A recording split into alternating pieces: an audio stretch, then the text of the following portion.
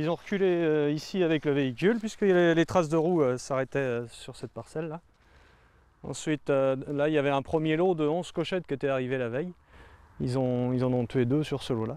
Cet éleveur de porc en plein air a de quoi être démoralisé. Il y a quelques jours, 7 truies ont été dérobées dans son champ.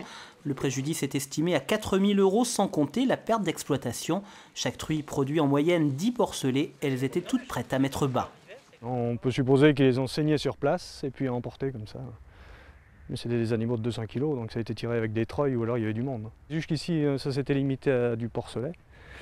Là, c'est la première fois qu'ils s'attaquent à des animaux et à des reproducteurs en particulier. Et des jeunes reproducteurs, c'est ce qui nous fait le plus de mal, quoi. Vincent Courillot élève 400 truies pour la reproduction sur une 50aine d'hectares de terre. Il en est à sa 5e plainte déposée pour vol depuis son installation en 2006. Des plaintes qui, jusqu'à aujourd'hui, n'ont jamais abouti. Rares sont les éleveurs de porcs qui élèvent en plein air. Les animaux produits sont certes de meilleure qualité, mais si ces vols devaient se poursuivre, il envisage fermement d'arrêter. Il y a tellement de contraintes en plein air pour arriver à bien réussir à produire dans de bonnes conditions.